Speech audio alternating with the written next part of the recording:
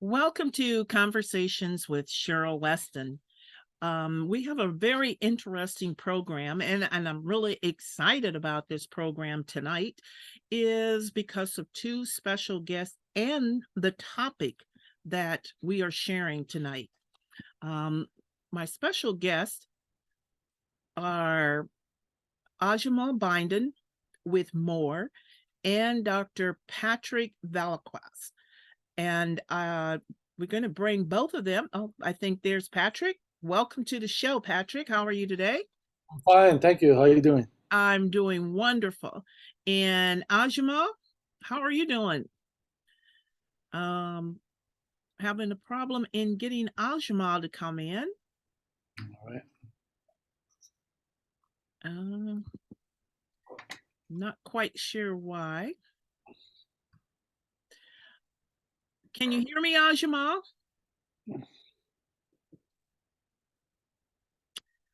I know he's there.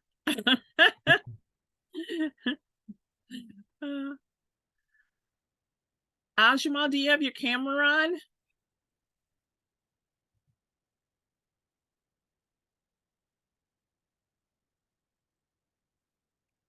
Well, let's take a minute and see if Aljama. There we go. I think that's. Oh, we there? We good? We're here. We're waiting. We were waiting on you. I called you earlier. I'm like, okay, where we at? Okay, I'm sitting there playing on my clock here. We hear everybody, everything. Can you see me? Can you see no, me? We can't see now. I think we can see you. Yeah. And you hear me well, right? We can hear you well now. Yes. Okay, we're good. I'm good.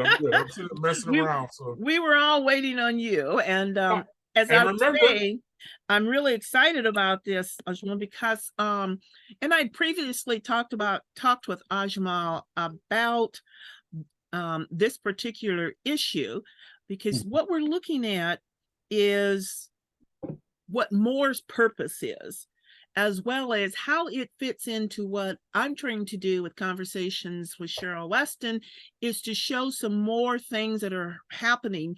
You know, what mass media is trying to do with commercials and movies and so forth is normalize us to thinking that things are better. Mm-hmm. And when you read this report, and that's the reason why I'm so excited about it, it's like, no, it's not really better. And it's worse in a sense.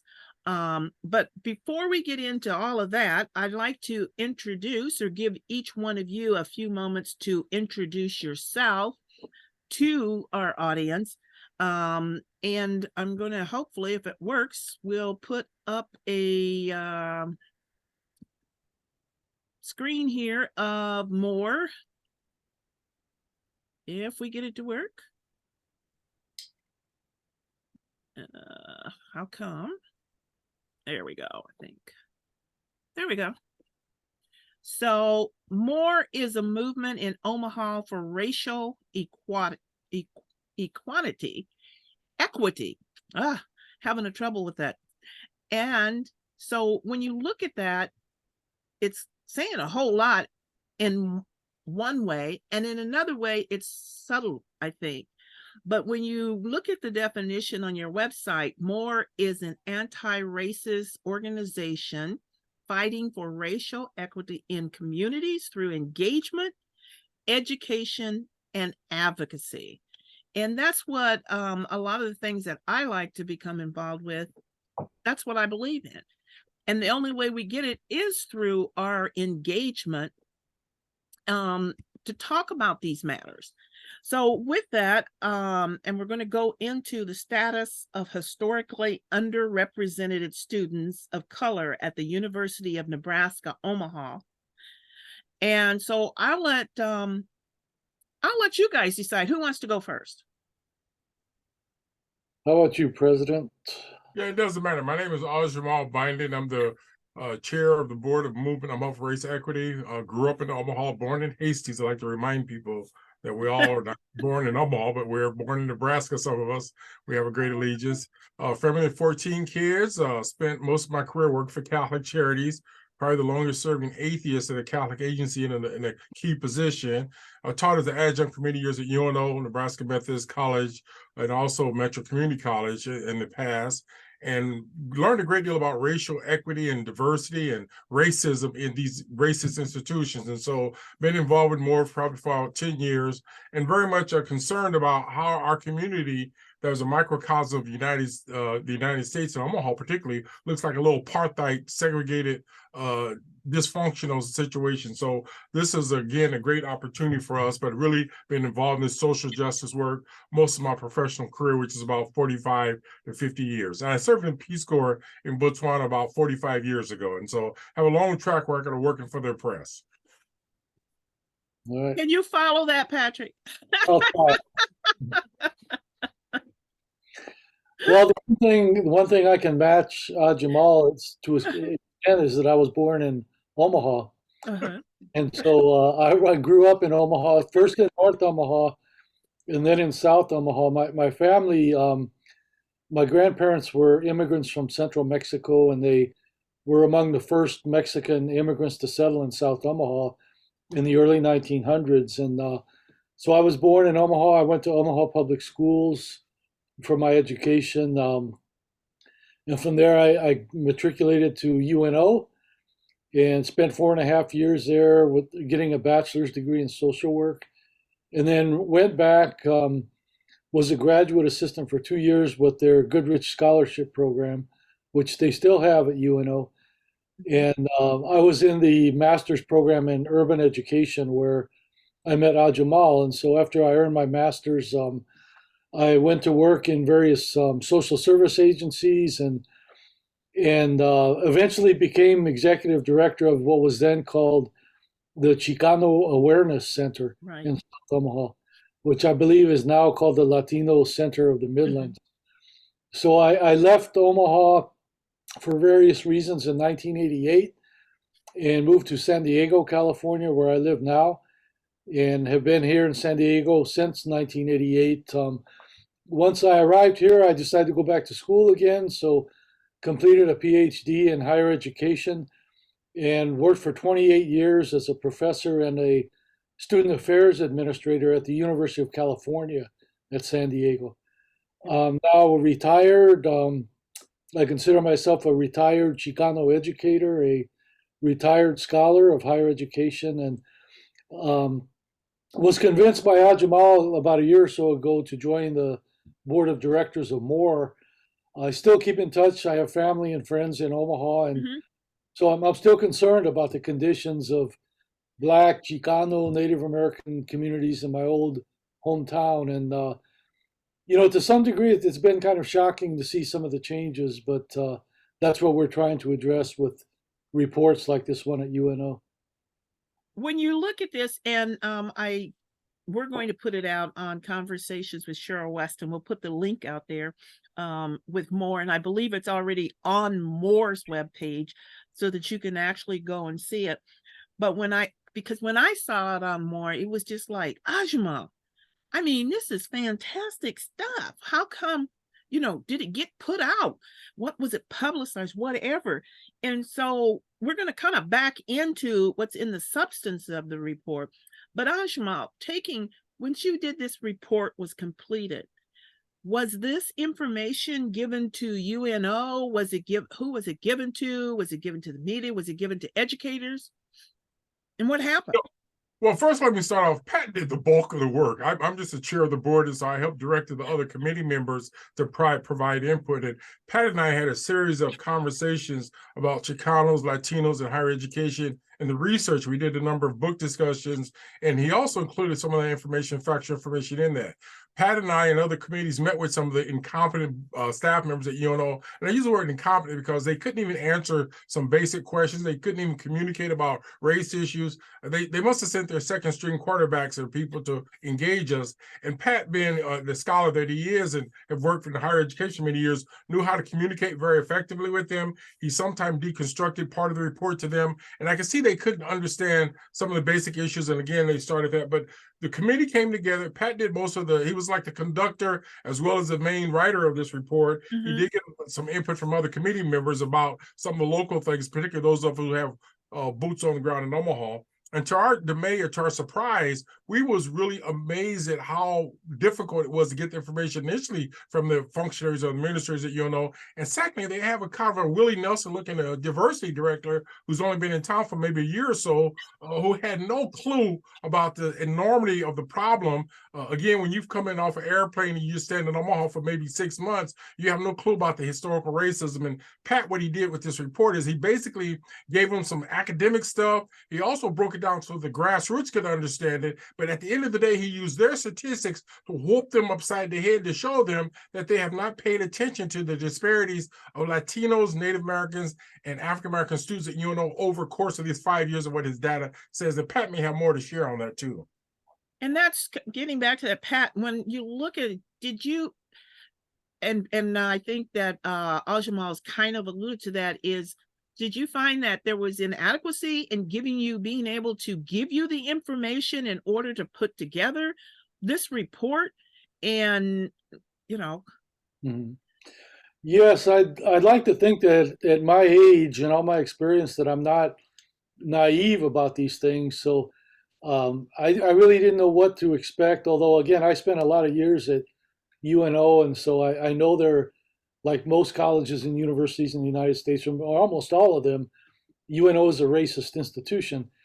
So, however, as a scholar of higher education with a long background, I know what needs to be done to have equitable conditions, supportive conditions for students of color at a university like UNO.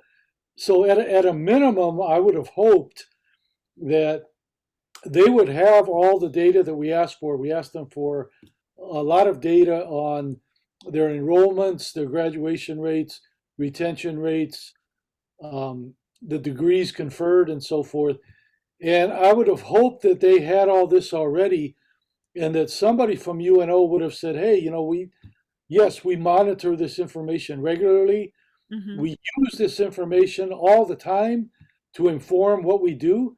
This is how we develop our strategies to support Black, Chicano, and Native American students.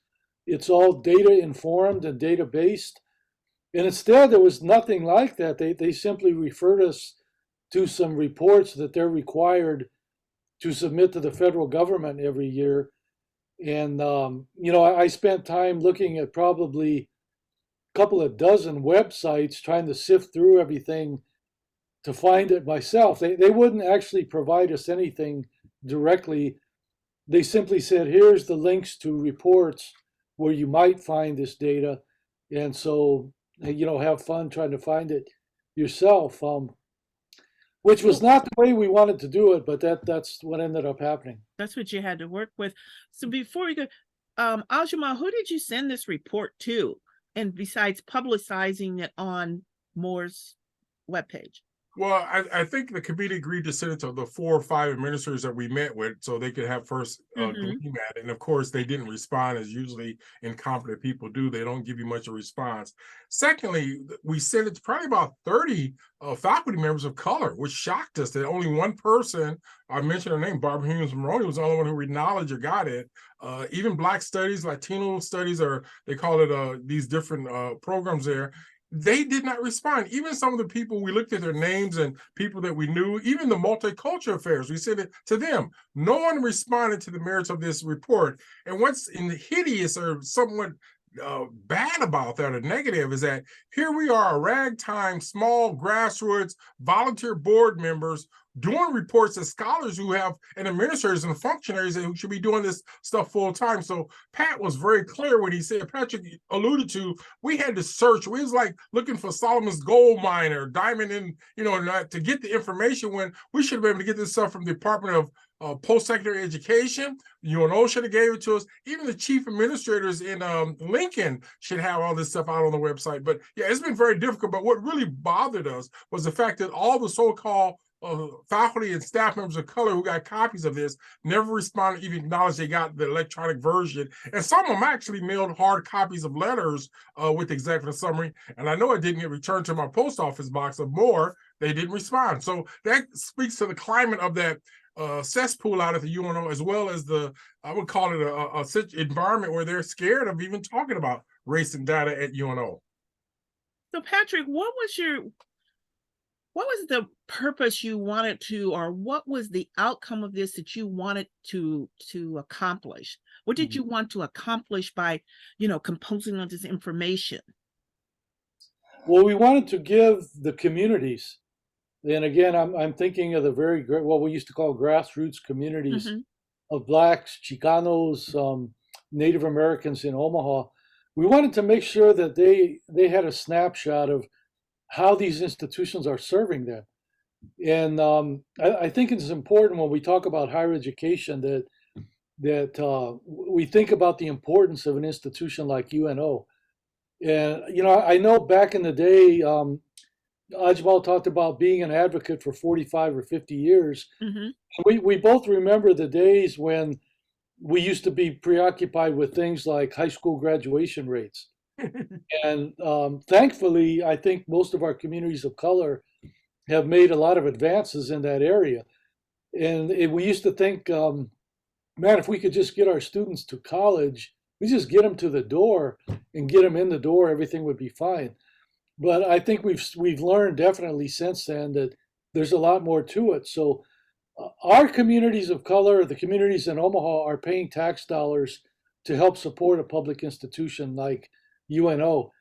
We count on UNO to help produce the kind of leadership, the socially conscious leadership that's going to improve the conditions in these communities. So we don't see the solution as, get out of the ghetto or get out of the barrio or the Native American community. We see the solution as improving the conditions there so that our students can have a good quality education in public schools, so that they can get jobs that are close to where they live, good paying jobs, where they can get real substantive political representation, where they will not be harassed by police. So we want to improve these conditions, and we see UNO as an important institution to help make that happen.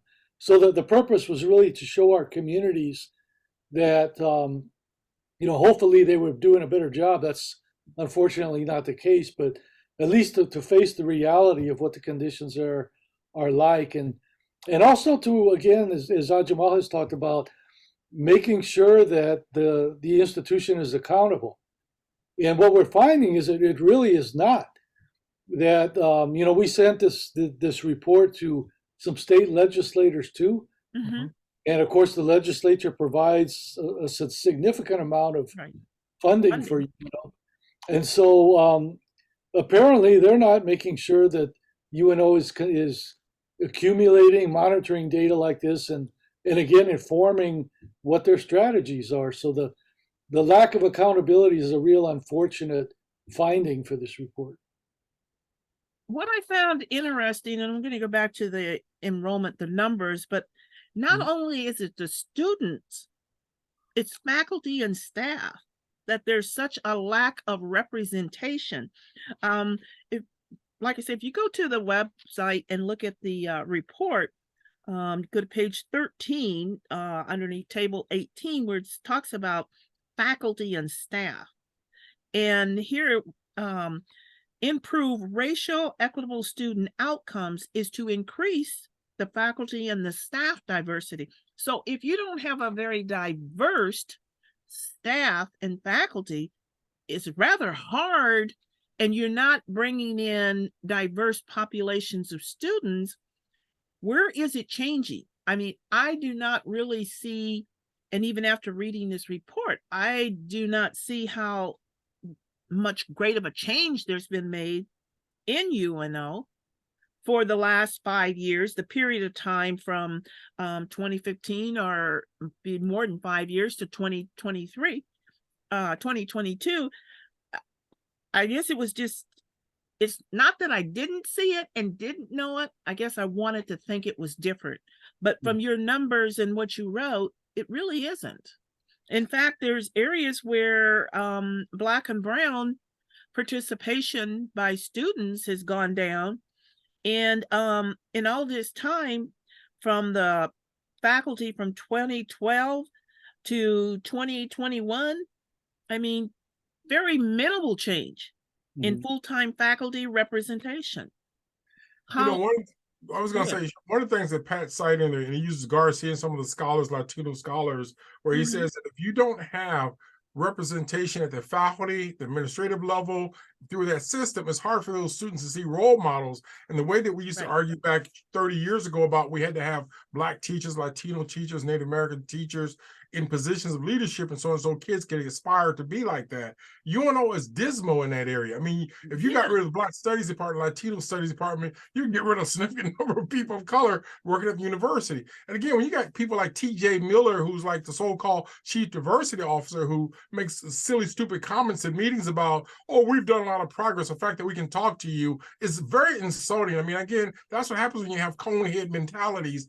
Talk to someone who's been inculcated about the culture of our community in Omaha. And so going back to some of the stuff that Pat said and cited is that when you look at the concept and there are words used in the report that says you have to deal with liberatory outcomes. Okay, I don't know if they know what that means. You got to deal with anti-racism consciousness. Again, how are you going to have that when the people who teach or work out there are afraid to even use the word racist because of the conservative nature of some of these pushback white supremacists who operate openly on these campuses? And so part of the thing is the numbers don't lie. And if things are getting better, because again, many of these institutions, organizations, UNO, Omaha Plantation Schools, they all use Facebook and social media to create this fake reality. But when you pull the sheets back, they're all butt naked. They're nothing but school to prison pipeline. And UNO is a good example of that by the way they reacted to us and the fact that here we're using their language. I mean, Pat pulled out the UNO dictionary, slapped them upside the head with it, and they still never came back and used some things back to say, you got a point, let's do something about it. In actual fact, we even sent a letter to the regents, as well as the education committee in the unicameral. One of the regents wrote back and asked us, well, what should we do next? Well, the recommendations in the report, and I think Pat's subsequent feedback to the committee and our board was saying they need to hire a consultant if they can't figure out how to read a report like this. And I know Pat grew up in Omaha, so you know that the World Herald was written at a 6th grade level. We try to bring this down to the level of those folks because I can tell they didn't know how to communicate racial terms and so on and so on. But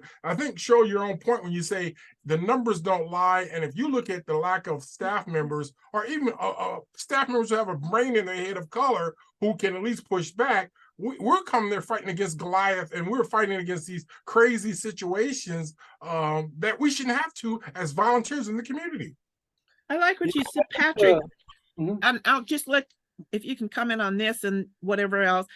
In there, you said about the faculty. This was, I mean, I don't know what they thought is going on or what can be accomplished. And that was one of the reasons why, like I said, is they are making those who are looking at this believe that there's a change. The change has not been for the better. It's been for the worse. Because here's what you said was, while white student enrollment decreased from 67 to 62% during a 5-year period, white faculty representation increased between 76 to 78%.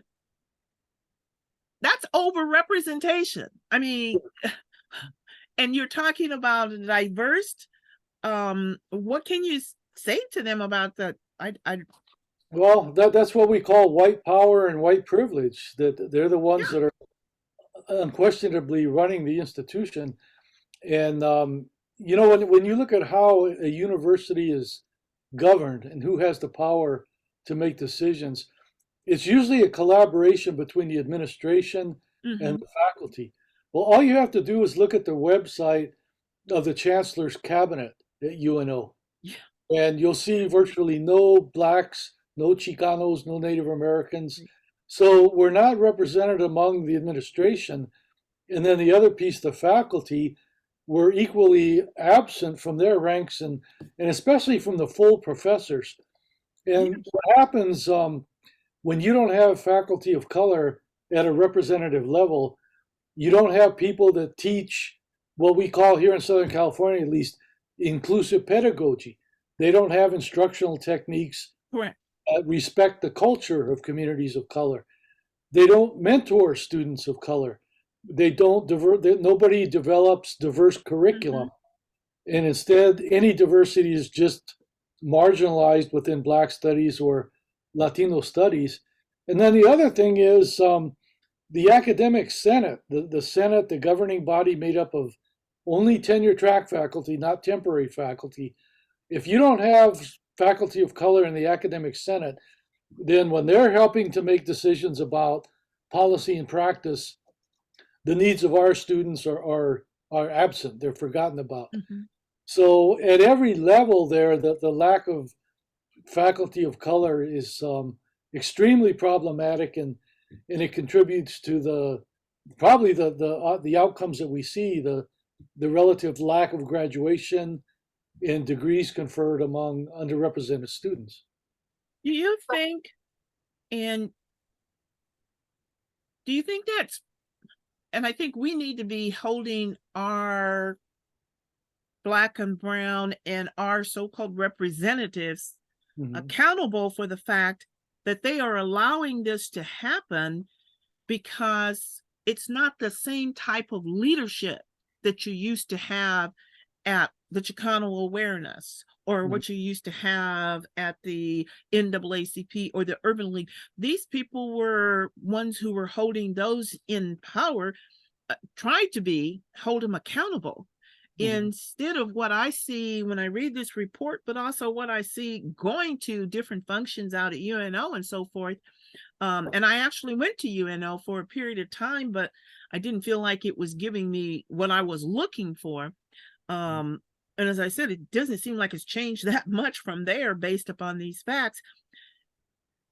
What can be done to get those people who are leaders of Chicano awareness, Urban League, any of those types of organizations that are supposed to be about giving fairness to Black and brown and others?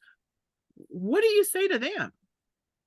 I don't see where they're doing their job, and it doesn't look like they want to. They just have Cheryl, a job and they're paid. I want to be kind to them, because I know deep down some of them lack the infrastructure. They're walking ignoramuses. Again, I watch some of these young guys who come along, they got on these black or blue suits and brown shoes, and they're just Negroes and handkerchief heads and teal tacos and suits.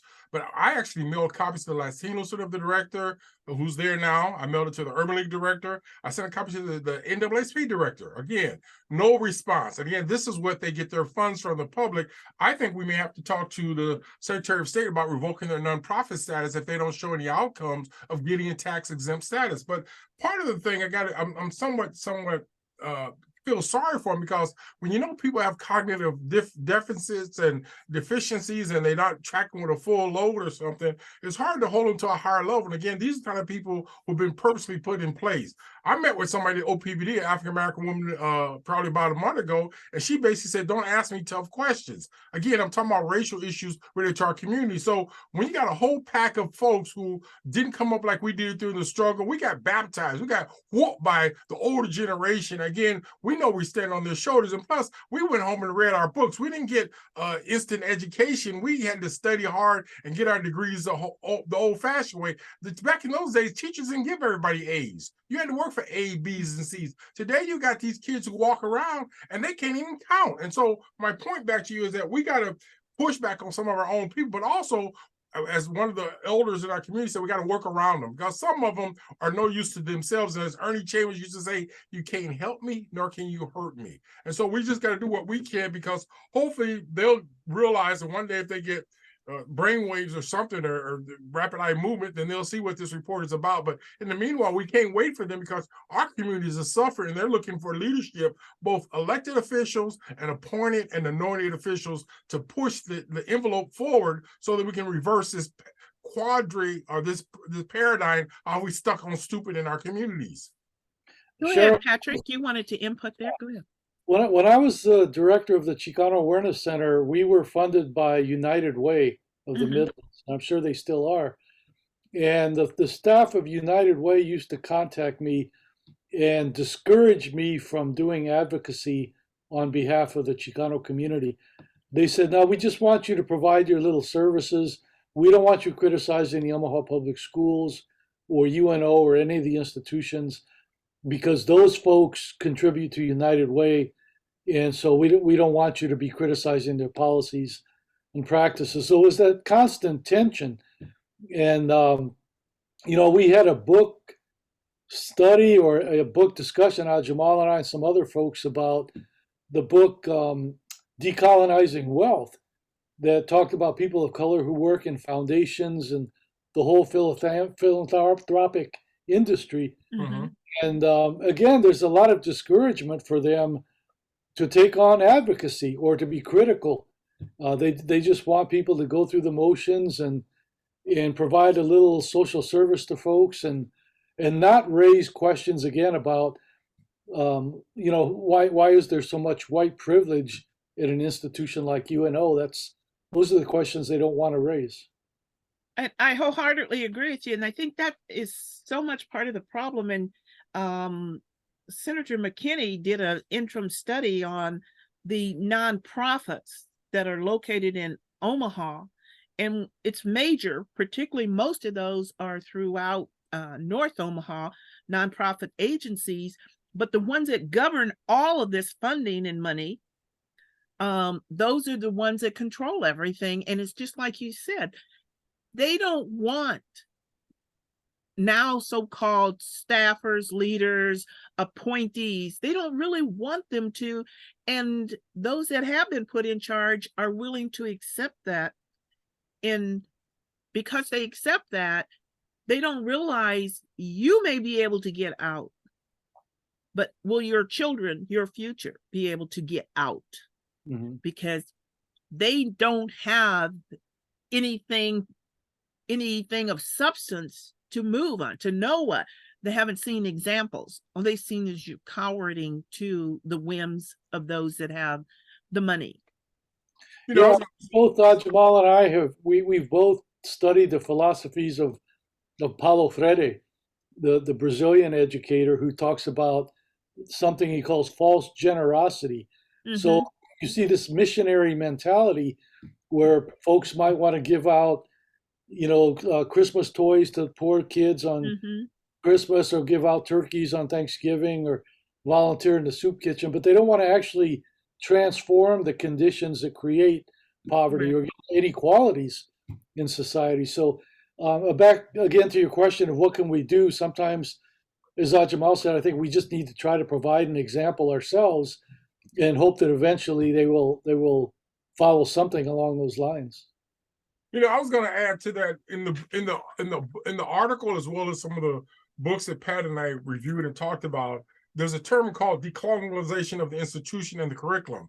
And so part of this conversation, Cheryl, is that we're going to have to literally throw out the brainwashing stuff that they put in our adults' heads or kids' heads that says you have to accept this complacent or this pacification mentality, kind of like what some of the things that go on in our community, where people can come out with a Ph.D. or education, master's degree, whatever, but they don't see the link between what they've gone in institutions and how they've been transformed away from the very people, even to hating themselves and the color of their skin. And so that was part of the issue. The other issue I think we got to really keep coming back to is we got to look at data. Again, Pat and I didn't make this stuff up. We use their data to say, you're not doing the work you say you're doing. And going back to our nonprofits, you got nonprofits that they don't serve hardly anyone. I'm not going to mention Fabric Lab or Urban League or anyone, but if you sit outside their door and count the number of people that walk in their door, those numbers are not like they used to be. Again, if you don't have accountability or transparency, and you got a lot of these board of directors who hide behind the executive director, so you don't know who's on the board, who can you communicate with? If you look at the ACLU in Nebraska, how often have they been into North and South Omaha dealing with the needs of the community and so on? So part of the quagmire that we're facing is like a two-edged sword. We're fighting against hardcore white supremacy, racist people who hate us historically, and we're also fighting against some of our own people who want to lay down and capitulate to some of this oppression when we have roadmaps from our ancestors who've been fighting for many centuries and generations to make it better for that next generation. So when you look at the report, it has all the little, I'm going to say, rabbit trails, as well as it has the regular trails and the meals or whatever whatever you need to get to another point. And rabbit trail is oftentimes used as a negative word, but sometimes if you go down a rabbit trail, it may awaken you to see that this is the real path up north. And again, we're not getting that from many of these nonprofits. We should have to come in as volunteers, Cheryl, and have this conversation in 2023 when we got people on the national level as well as local level who are calling for our demise and for us to be like something that's in the Stone Age of the handmaiden tale. I noticed, Pat, that you gave you broke it down. You gave recommendations for UNO, the Nebraska Board of Regents. You gave recommendations to the state and federal legislators, federal elected officials. And it's just like, I mean, here's the roadmap to what can be done, but I don't see where there's anything that is going to be done or has been done. And I realize this has just been put out. But when I look at the comments that, who was this from? Oh, the chief of staff at the offices of the chancellor. I had to look at that a couple of times and I was like, is this from the office of the chancellor? I thought my granddaughter and one of my grandsons could have written that. And when it says you gave them an idea of what strategy should be or strategic. And while we're not able to provide question by question responses with the data we have available, the following summary will provide an overview of our ongoing efforts to improve diversity and equity among our students, faculty, and staff. Overall, UNO's strategic goal under Chancellor Lai's leadership is to enhance the social mobility of our learners through workforce development and student performance efforts. And I'm like, are you serious? Are you serious? Now, I don't know what this Chancellor Dodge, what her salary may be, but I mean, that's the best you could write. And UNO is committed to fostering an environment which all students, faculty, and staff can thrive, and our diverse university community is supported. But if you couldn't answer these questions, you couldn't give the data, how can you possibly sit there and say and write this? And in the manner that it was written, like I said, I believe one of my grandkids could have written this as well as this individual did. And it's very evident that this whole thing was way over their head. Well put, yes. And I think, you know, some people might say, well, why would you make recommendations to these folks? They obviously are the ones responsible for the problem. So why would you recommend to them that they try to solve the problem when they created it in the first place, or at least they've maintained it? And that's one reason why, again, we want to ensure accountability by saying, okay, not only can you do these things, you need to do these things, but the state legislature needs to do some things. The federal representatives need to do some things. I was sharing with Jamal that, you know, here in California, it's a very different context. The largest ethnic group in California now is Latinos. There are more Latinos in California than there are white folks. And there's a large Asian American population. Right. There's a substantive, deeply embedded, historically Black population in California. And so we are the majority here. And yet we still have the same struggles in higher education. I was telling Jamal, when we do advocacy with colleges and universities here, there's two things that we hear all the time, and in the same thing that UNO says. One is, we just try to support all students. We want to make all students successful. And if we do that, your students will be taken care of. That's just not the case. And again, the scholarship in higher education says that approach will not work. And then the other thing they say is, well, we're not really where we want to be or where we should be, but we're making progress. But how can you judge progress What can you judge the progress by? I guess if it's, you didn't have any of the numbers, you had to go get this, so you didn't even know. How can you progress on something you don't even know what you should be progressing on? Well, that's exactly the case. They don't monitor the data. They don't use the data to inform what they do. So, yeah. So basically, all they do is take it in order to fill out a government report in order to get more funding. And then nobody really looks at that until something like this. Have you guys ever thought about taking and trying to get this more national recognition of, because right now, I believe, I think it was just a couple of weeks ago when UNL is going to cut the diversity budget and a couple of things because, we got to build a stadium. You got to have money for that. We got to pay these coaches and things for the sports. So have you guys looked at maybe sending this to national? You froze about 15 seconds. Okay. I was saying, I think we had lost a little connection there, but my point is, have you guys looked at sending this nationally? We haven't thought about it, have we, Pat? What can we do about this nationally? Yeah, I don't know to what degree that would be helpful. I mean, I know that obviously there's some federal representatives for Nebraska. Nebraska has 2 senators, United States senators, California, but I don't know. This is part of the issue. Again, I'm not sure that there are any national organizations that really advocate for people of color in higher education. So I think that might be something for us to explore. I do know because of my work in California, there is a White House commission for something like employment and educational opportunities for Hispanics, they call it. And my guess is there's probably some similar body that's looking at educational opportunities for the Black community nationwide. So maybe we do need to look at that and think about other places to which we can send this report. Pat, what about the Coordinating Council of Higher Education where they get accreditation? Would they have anything to do with this one? They're based out of Chicago in this area, and I'm not sure in California where they're based out of. That might be another viable alternative because, like you say, they do take accreditation very seriously. And I think that accreditation bodies are now looking more seriously than they used to about issues of racial equity in higher education. So, I think we have to acknowledge that we're up against a big wall right now, especially in Congress nationally.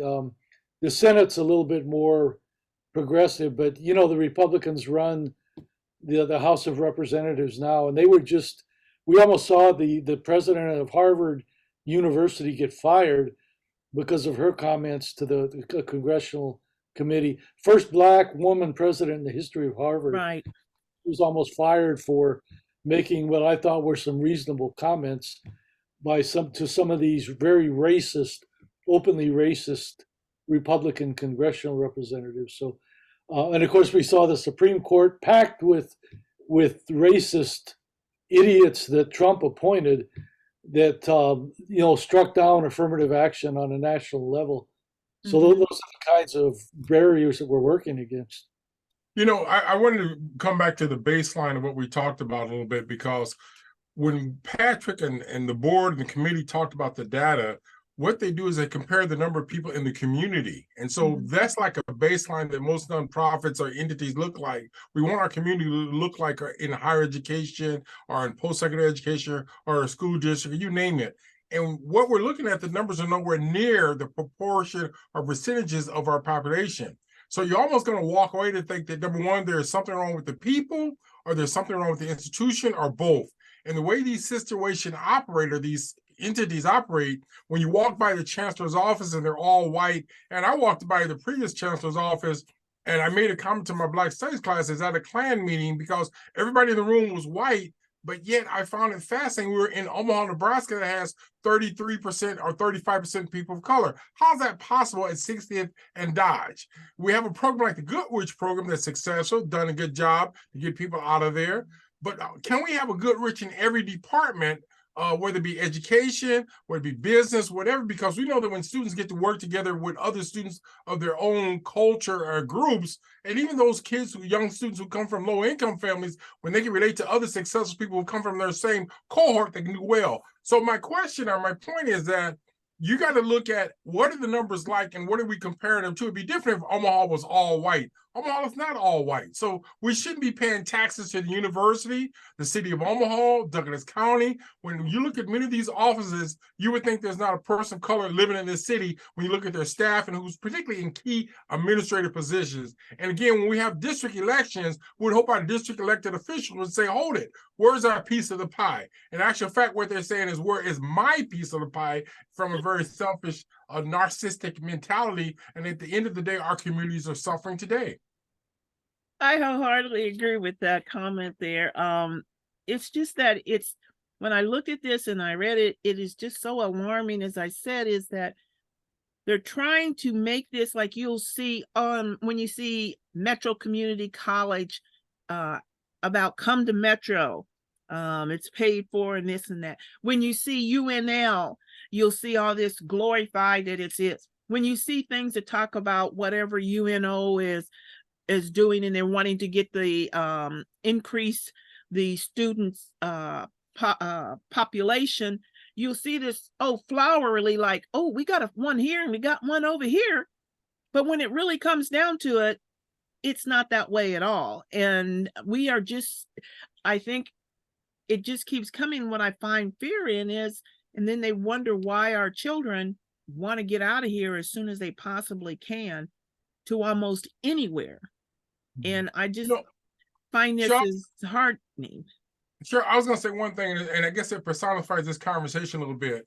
We just recently found out that Boys Town has over $1 billion in its foundation, but yet they don't have an office in North Omaha. They have some tokenistic office in South Omaha that's not that effective. But how do you keep raising money on behalf of poor people, kids of color, dysfunctional or broken families, and you're sitting on top of the money, and some of your key administrators are driving Mercedes-Benz and parking in front of these buildings where people can barely get enough food to eat. So part of the conversation is, why are we paying all these taxes? Why is it Boys Town sitting on $1 billion in Omaha, and yet we got so many social problems of young kids having crime, being treated as adults and being sentenced for 30, 40 years for things, again, adolescents who's like underage, who should be treated as a child who is a child, and they may do some horrific things, but you cannot do the stuff that we're doing in Nebraska and have this much money raised on behalf of our communities, and yet we never get a piece of the pie. This COVID-19 money is a good example. All that money is not going to go to the people who've been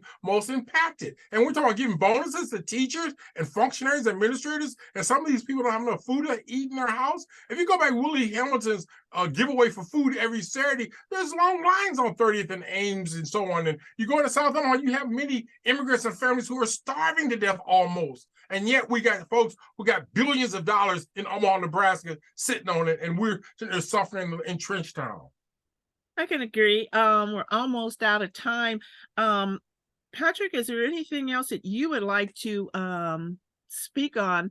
I just would love to see this be able to go farther. And I do hope that you and Ajmal look at sending this out, nationally. If we can get individuals who lie about what the crime rate is, and they get on CNN, you guys got some great stuff here. Who do we need to be talking to? You guys need to be talking to CNN or MSNBC or any of these, is just to get the attention. And also with this money that has come down through the IRA and the great things that they're doing with through the Byndon Inflation Reduction Act. There's so much money in those things, and now all of this, it's going to the cities and the states. I just hope that you guys, I'm certainly going to do anything that I possibly can to get this out on my little bitty show, but it's information that is mind-boggling, that people are not seeing what is really happening at 60th and Dodge, what is really happening to your children. Why do you think your children are getting in trouble? Because they're not getting the education through the public school system. And those that do get that through the school system, and they go, why do you think they keep channeling them through, and more money is coming into Metro Community College and stuff? And, have you looked at doing anything along those lines? Or, all these private educational things that they're not getting this money and they're not getting it. So I will let you kind of close it out, Patrick, as to what you think can be done, if there's anything that can be done, and how you would like to see this report progress. Well, in our plans, as far as the organization MORE is concerned, we plan to do a report like this, very similar report on Metro Community College, and then a third report on the Omaha Public Schools. My hope is that once we have these 3 reports completed, we'll have a much more thorough profile of what kind of educational opportunities exist for Black, Chicano, Native American youth in Omaha. And again, these are all public institutions that should be accountable to our communities. And hopefully that will galvanize more folks looking exactly at what the conditions are. Mm-hmm. And hopefully that'll lead to some better alternative solutions, because as Ajmal has pointed out, there's some really bad conditions in our communities. And again, we look at education as what should be one of the solutions to those conditions. It's kind of like, I just saw, what was it? Is it 300 million? And I could be off on that. I don't, it's not gospel, but something like that they're going to put in because they have this great philanthropy population in Nebraska. Going to put a sand pit in between 1 point in Omaha and 1 point to Lincoln or something. I'm like, is this really?